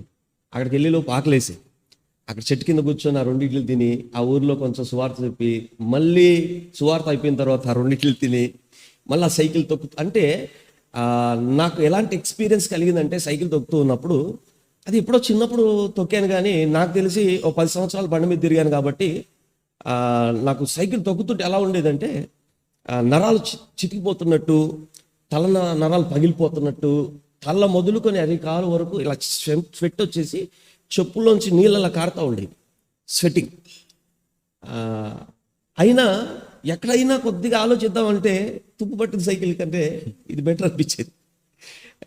అలాగా బాధలు కూడా సంతోషం కలిగి పరిచయం చేయడానికి దేవుడు కృపనిచ్చాడు. ఇంకొక విషయం ఏంటంటే ఏ వాహనాలు లేకపోయినా కూడా దేవుడు పిలుపు మేరకు వెళ్ళి మనం సేవ ప్రారంభిస్తే దేవుడే సేవను ఆశీర్వదిస్తాడు అనేది వాస్తవం, అందరికి తెలుసు. అంటే మీ జీవితంలో కూడా ప్రభు చేశాడు కనుక ఎవరైనా నాకు వాహనం లేదు అందుకే నేను సేవ అయితే లేదేమని బాధపడే అవసరం లేదు. ఎందుకంటే వాళ్ళు ఇప్పుడు వింటున్నారు, చూస్తున్నారు కనుక వారిని కూడా దేవుడు ఆశీర్వదిస్తాడు. అయితే ఒకసారి సెకండ్ హ్యాండ్ వెహికల్ ఏదో మీరు కొన్నట్టున్నది, అప్పటికి అంటే పరిచర్య కొద్దిగా విస్తరించబడి తిరగాల్సి వచ్చినందుకు కొన్నారా లేకపోతే ఎట్లా? 2 వీలర్. 2 వీలర్. అయితే ఒక సేవకురాలు ఏమన్నారంటే పరిచర్య చూసి, సరే మీరు ఒక వాహనం, మా దగ్గర ఒక వెహికల్ ఉంది, స్కూటర్ ఉంది, ఆ స్కూటర్ని మీకు పరిచర్యకి అవసరమైతే మీరు యూటిలైజ్ చేసుకోండి అని అంటే, అది పాతది మరి మీరు బాధపడకూడదు అని అంటే, అప్పటికే 1 year అయిపోయింది, సైకిల్ పరిచర్య కొనసాగుతుంది. అయితే దాదాపుగా నా ఉద్దేశం ఏంటంటే, సరే చేతకు తెచ్చుకుంటాము కానీ మళ్ళీ పెట్రోల్ కొరకు ఎవరి మీద ఆధారపడాలి, ఇదే బాగుంది కదా అని ఆ సేవకురాలతో మాట కూడా అన్నాను. అంటే సరే ఎమర్జెన్సీ సమయాల్లో మీకు ఉపయోగపడుద్దని అంటే నేను వెంటనే వచ్చేసాను. వస్తే సహోదరు అన్నారు, కన్యకా సిస్టర్ అని ఆవిడ అన్నారు, బ్రదర్ మీరు ఒక్కరోజు స్టే చేయండి హైదరాబాద్లో, మీకు నేను ఆ వెహికల్ రెడీ చేసి మీకు ఇస్తాను అని అంటే, లేదు అమ్మ నేను ఇక్కడ ఉండను, హైదరాబాద్లో ఉండను, వెహికల్ తీసుకోవడానికి వచ్చాను అని అంటే ఆ కండిషన్ సరిగ్గా లేదు. ఆవిడ అది అలా చూపించినా ఆవిడకి ఇష్టం లేదు. దాన్ని రిపేర్ చేయించి కడిగించి ఇద్దాం అనుకుంది. నేను వెళ్ళి చూసి నేనన్నా ఏం లేదు, నేను క్లీన్ చేసుకుంటానండి. బై గాడ్స్ గ్రేస్ ఒక కిక్ కొడితే స్టార్ట్ అయిపోయింది ఆ వెహికల్. దాన్ని షాంపూ పెట్టి నేనే కడుక్కొని ఎంత దర్జాగా వెళ్ళానంటే, నేను అంతకుముందు కొన్న షోరూమ్ బండ్ల కంటే కూడా ఇది చాలా బాగుంది. ఇది చాలా బాగుంది. ఎంత బాగా పరిగెత్తుతుందో, గ్రద్దకున్న స్పీడ్ దానికి ఇచ్చాడు దేవుడు. అంటే దేవుడిచ్చే ప్రతీది కూడా ఎంత తృప్తినిస్తుందంటే, మన చాయిస్తో మనం తీసుకునే వాటికంటే దేవుడు మన అవసరతను ఎరిగి మనకిచ్చే ప్రతీది కూడా చాలా తృప్తినిస్తుంది. అలాగా ఆ వాహనం ద్వారా ఇంకా విస్తృతమైన పని చేయడానికి, ఇంకా అనేక గ్రామాలు తిరగడానికి దేవుడు ఆ చేతక్ ద్వారా దేవుడు కృపనిచ్చాడు. అయితే గారు, మీరు పోయిన 6 నెలలకు మీరు కూడా అలాంటి పరిస్థితికి వచ్చారు. ఒకసారి నాకు తెలిసింది, హైదరాబాద్లో హాస్పిటల్ కూడా నేను వచ్చా. మరి సిస్టర్ పాస్టర్ గారు అసలు ఏ పరిస్థితికి వెళ్ళిపోయిందంటే, నిజంగా అది మీరు గుర్తుందో లేదో కానీ నాకు అప్పుడు కూడా చాలా భయం అయింది.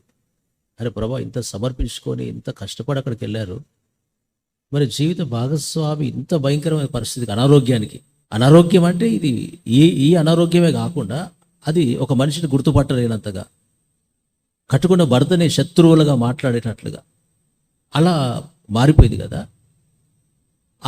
ఆ పరిస్థితిలో మీకు ఏమనిపించింది? థైరాయిడ్ ప్రాబ్లం ఉండింది పాస్టమ్ గారికి. అయితే సంపూర్ణ సేవకు వచ్చాం కదా, నేను మెడిసిన్ వాడనని మానేసిన కారణాన అది హైపర్ థైరాయిడ్ అయిపోయి, క్రిస్టియన్ డాక్టర్ ఆయన ఖమ్మంలో కలిస్తే అన్నాడు, ఈవిడ ఇప్పటికే చనిపోయి ఉండాల్సింది, లేదా కోమాలో కన్నా వెళ్ళిపోయి ఉండాల్సింది, మీరు చాలా నిర్లక్ష్యం చేశారు, చాలా డేంజర్ పొజిషన్లో ఉందని ఆవిడ ముందే చెప్పడం జరిగింది. చెప్పిన తర్వాత ఇక దారి పొడవునా మా పాస్టర్ గారు వస్తుంటే అంటుంది, ఇది నా సొంత నిర్లక్ష్యం వల్ల ఇది జరిగింది కాబట్టి, ఒకవేళ నేను ఉండకపోయినా ఈ పరిచర్య ఆకూడదు, ఈ పరిచర్య మీరు ఖచ్చితంగా జరిగించాలి. ఎందుకంటే మెడిసిన్ ఆపివేయడం నా పొరపాటు, ఇది దేవుడు చేసింది కాదు. కాబట్టి పరిచర్య మాత్రం ఆకూడదు, బాబుని తీసుకొని మీరు ఇక్కడే ఉండాలి, పరిచర్య చేయాలని తను చెబుతూ వస్తుంది. లేదు అదేం కాదు, దేవుడు కృప చూపుతాడని నేను చెప్తున్నాను. ఇంటికి వచ్చేసాం, ఆ రాత్రి పడుకున్నాం. ఉదయాన్నే బాబు కింద పడిపోయాడు, తన బెడ్ మీద నుంచి కింద పడిపోయాడు. తన స్పృహ లేదు. ఏంటి బాబు కింద పడి ఏడుస్తున్నా, చప్పుడు లేదేంటి అని చూస్తే అసలు అన్కాన్షియస్గా ఉంది. ఎంత బాధినా కదిపినా చప్పుడు లేదు. నాకు గుర్తొచ్చింది అప్పుడు, డాక్టర్ అన్నాడు చనిపోయేనా ఉండాలి, కోమాలో కన్నా వెళ్ళి ఉండాలి.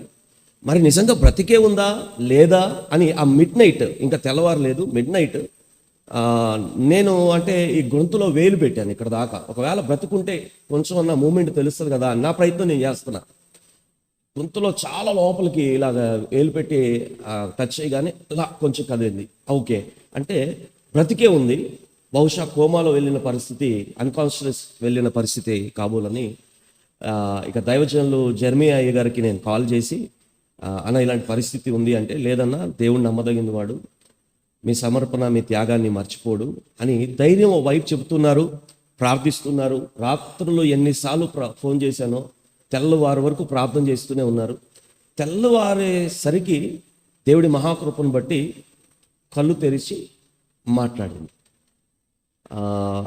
అప్పుడే హైదరాబాద్కి తీసుకొని రావాలి, కానీ నా దగ్గర డబ్బులు లేవు. అది ఆదివారం. ఎలా అయినా ఆదివారపు ఆరాధన ముగించుకొని తీసుకొని వెళ్ళాలి అని ఒక సంఘస్థురాలు అప్పుడే సంఘానికి వస్తున్నారు కొత్తగా, లక్ష్మి అని, ఆవిడని అక్కడ ఉంచి పాస్టర్ గారి దగ్గర నుంచి నేను ఆరాధన చూసుకొని వచ్చాను. వచ్చిన తర్వాత నేను కొంచెం తడువు చేస్తున్నా వెళ్ళడానికి. ఆ అమ్మాయికి అర్థమైంది, అయ్యగారు మీ దగ్గర డబ్బులు లేనట్టున్నాయి, ఈ 500 తీసుకొని అమ్మగారిని అర్జెంటుగా మీరు హైదరాబాద్ తీసుకెళ్ళి చూపించండి అని. ఆ రోజుల్లో 500 ఆ కూలీ చేసుకునే అమ్మాయికి చాలా ఇబ్బందే, కానీ దేవుడు తనను ప్రేరేపించిన కారణాన తను ఇచ్చింది. ఆ 500 తీసుకుని హైదరాబాద్ వచ్చాను. హైదరాబాద్ చేరేసరికి పూర్తిగా అన్కాన్షియస్, అంటే ఎలా అంటే మెమరీ లాస్ అయిపోయింది అనమాట. అప్పటి వరకు కొంచెం మాట్లాడుతున్న వ్యక్తి హైదరాబాద్ వచ్చేసరికి మెమరీ లాస్ అయిపోయింది. అవును, దిగగానే అంటే మిమ్మల్ని వేలు చూపెట్టి ఇతను నన్ను చంపేస్తాడు, ఇతను చంపేస్తాడు అంటూ అంటూ అంటూ హాస్పిటల్కి వెళ్ళిన తర్వాత కూడా ఇతనే నన్ను చంపుతాడు అన్నప్పుడు మీరు హాస్పిటల్ బయట ఉన్నారు. అప్పుడు నేను అక్కడికి వచ్చాను. అంటే ఇద్దరు కలిసి చేయవలసిన సేవ, తోడుంటవలసిన భార్యనే ఈ స్థితికి వెళ్ళినప్పుడు అసలు ఏంది, నా జీవితం ఏం జరుగుతుంది, నేను ఎందుకు సేవ చేయాలి, లేకపోతే ఏంటి అన్న ఇట్లాంటి అవిశ్వాసపు ఆలోచనలు ఇట్లా ఏమి రాలేదా మీకు? ఆ రాత్రి ఏమనిపించింది మీకు? ఆ రాత్రి అనిపించిన విషయం అన్న, అప్పటికే చాలామంది అన్నారు, మీరు పుస్తకాలు చదివి సేవకి వెళ్తున్నారు, ఈ దినాలు ఇలా సేవకి వెళ్ళకూడదు, చాలామంది భక్తులు అలా వెళ్ళిపోయారు, గుడ్డిగా దేవుని సేవకి వెళ్ళారని అన్నారు, మీరు అలా వెళ్తున్నారు, అది పుస్తకం చదివిన పరిచర్య ఈ రోజుల్లో జరగదు అని అన్న మాటలు వైపు గుర్తొస్తున్నాయి. అయితే ఇంకోవైపు ప్రభువా నేను అడుగుతున్నాను, ఇద్దరం సమర్పించుకొని ఒకే సమర్పణతో, తను నాకంటే ముందు సమర్పించుకుంది, జాబ్ రిజైన్ చేసింది, ఇద్దరం వచ్చాం కదా, మరి మేము ఏం తప్పు చేసాం, మాకెందుకు ఇలా కలుగుతుంది అని నేను ప్రభుని ప్రశ్నించాను. అయితే ప్రశ్నిస్తూ ఒక అవకాశాన్ని అడిగాను, అయ్యా బాగు చెయ్యి, జీవితకాలం మీకు నేను రుణపడి ఉంటాను, నీ సేవని శక్తి లోపం లేకుండా చేస్తాను.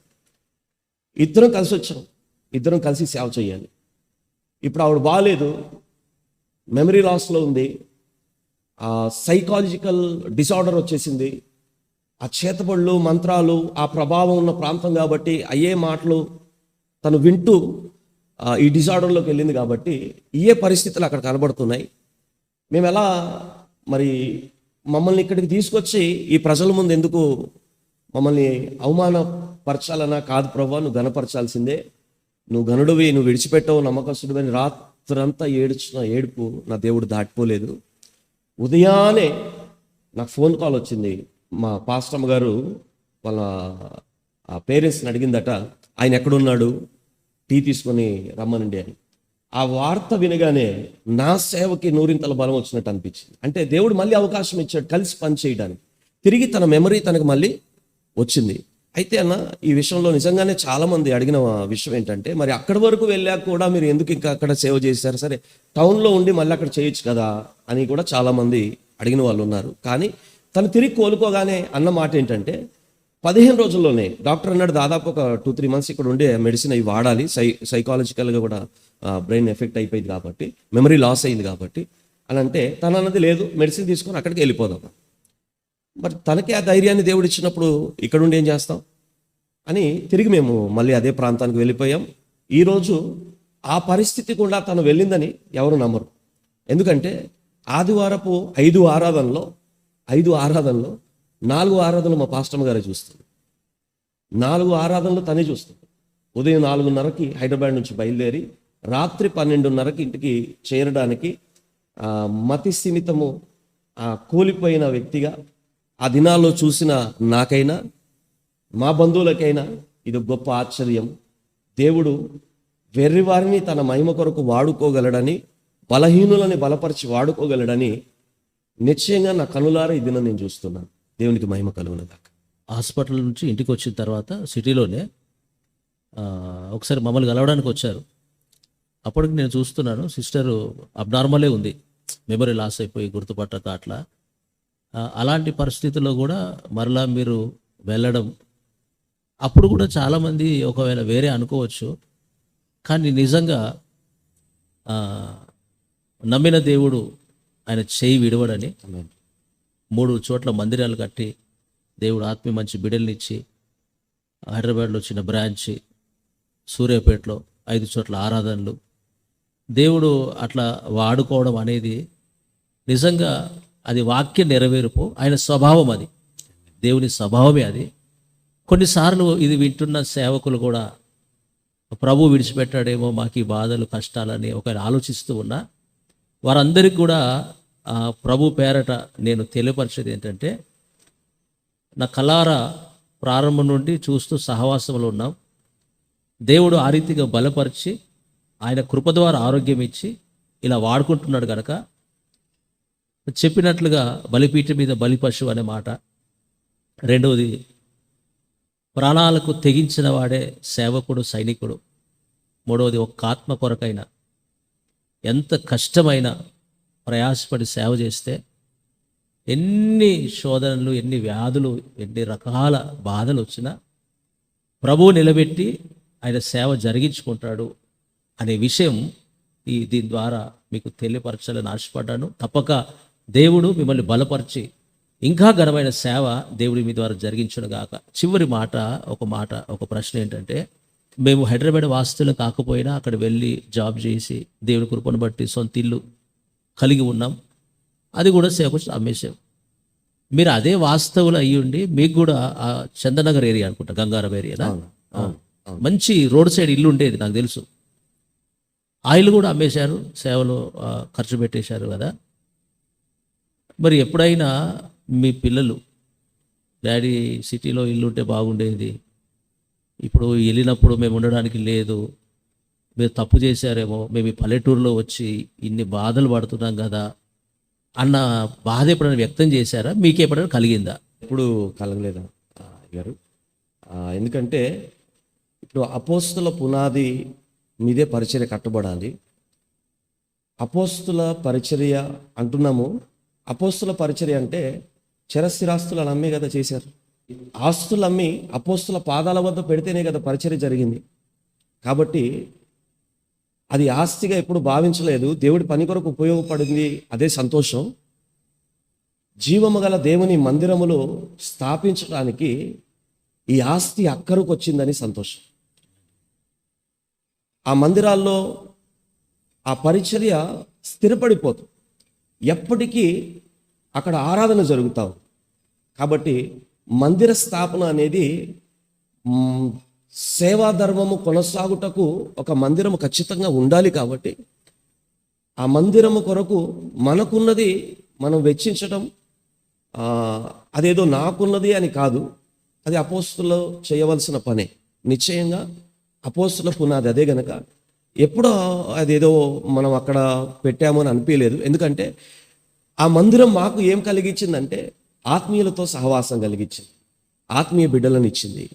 ఆత్మీయ దేవుణ్ణి స్వేచ్ఛగా ఆరాధించడానికి ఏదో చెట్టు కింద ఆరాధించే కంటే మందిరములో స్వేచ్ఛగా ప్రభువుని ఆరాధించడం అది గొప్ప విషయం. కాబట్టి ఆ మందిరాల్లో ఆరాధిస్తున్న ప్రతిసారి కలిగే సంతోషం వేరు.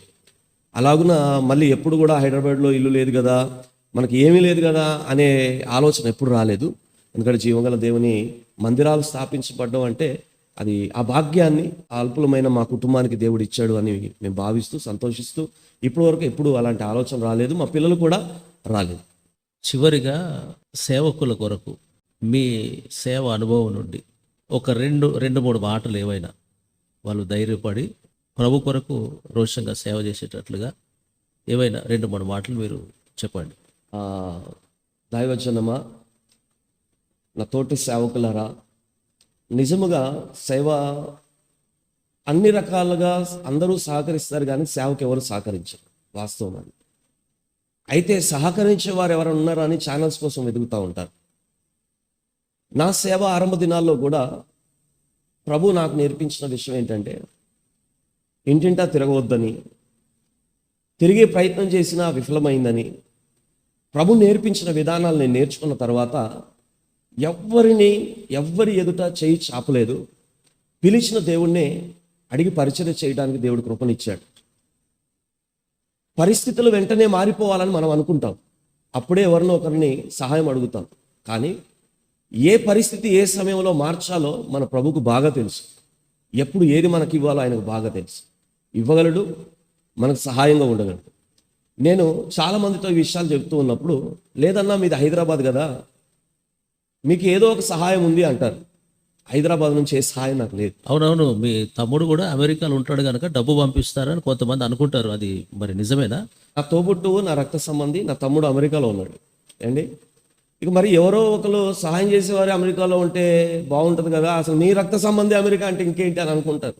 అయితే వాడు ప్రభువుని యేసుక్రీస్తుని ఇంకా రక్షకుడిగా అంగీకరించలేదు. అయితే నా మనస్సు కూడా అతని వద్ద ఏ సహాయం తీసుకోవడానికి అంగీకరించలేదు. ఎందుకంటే ఏమన్నాడంటే, మీరు తీసుకున్న నిర్ణయం రాంగ్ అన్నాడు. ఎవరైనా దేవుణ్ణి నమ్ముకుంటే బాగుపడడానికి నమ్ముతారు, కానీ ఉన్నవి పోగొట్టుకోవడానికి నమ్మరు కదా అన్నాడు. ఈ అపోస్తుల పునాది వేరు, నిజంగా పొందుకోవడానికి నమ్ముకున్న పునాది వేరు. Yes. ఏ ఆశీర్వాదమైనా కొదవైతే వెంటనే విడిచిపెట్టేస్తారు. కానీ మన కొరకు ప్రాణాన్ని పోగొట్టుకున్న యేసయ్య మన ముందుంటే మనం చేసేది ఎంత అనే ఈ అపోస్తుల పునాది మీద కట్టబడింది. కాబట్టి ఇక వాడి అవగాహనకి నా అవగాహనకి తేడా ఉంది. ఇంకో మాట చెప్పాలి తప్పదు. ఏంటంటే, మీరు తప్పు చేశారని కనుక హైదరాబాద్ తిరిగి వస్తే మీ ఖర్చులు ఎంత ఉంటాయో అన్ని ఖర్చులు నేనే భరిస్తాను అన్నట్టు. ఎప్పుడు నా సేవా తీర్మానమే తప్పు అని నేను ఒప్పుకున్నప్పుడు, మీరు మళ్ళీ స్థిరపడే వరకు ఆప్షన్ కూడా ఎప్పటి వరకు అంటే, అతనికి ఇంకా అప్పటికి వివాహం కాలేదు, వివాహం అయితే ఈ ఆప్షన్ కూడా లేదన్నాడు. ఎప్పటి వరకు ఈ ఆప్షన్? వివాహం జరిగే వరకే. నా వివాహం జరిగినాక మీకు ఈ సహాయం కూడా అందదు, మీరు లేట్ చేయొద్దు అన్నాడు. ఎంత మాట అన్నాక అమెరికాలో ఉంటే ఏంటి, ఎక్కడ ఉంటే ఏంటి, ఈ మాట నేను అన్నా.